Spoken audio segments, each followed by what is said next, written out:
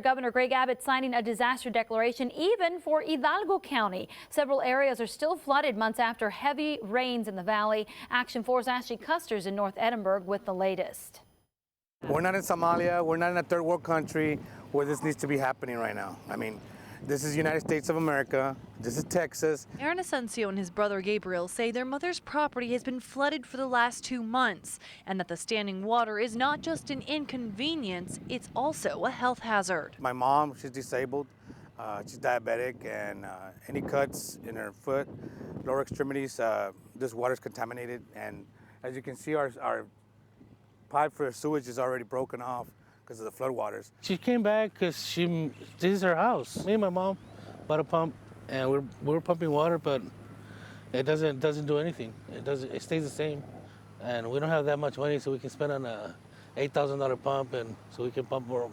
Well, where can we throw the water though? I mean, there's nowhere to throw the water. And additional rain over the last couple of days didn't help. Now, all this water you see behind me was all accumulated over the last weekend, and some neighbors here in this area say they've even resorted to renting pumps, some as much as $1,600 a month just to get the water out.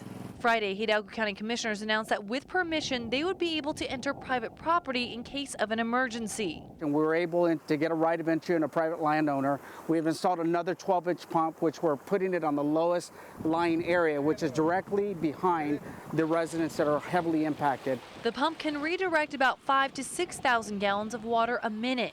Commissioner Palacio says that instead of just having one pump, they're using a relay pump system to pull more water out in a shorter period of time.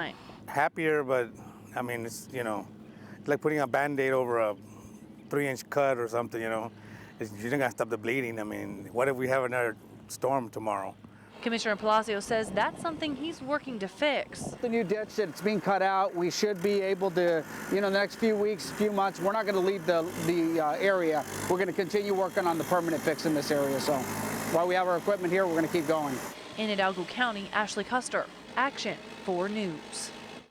The commissioner says there are only about half a dozen homes that are still severely flooded right now. He hopes to bring that number to 0 within the next few days. We will check back in.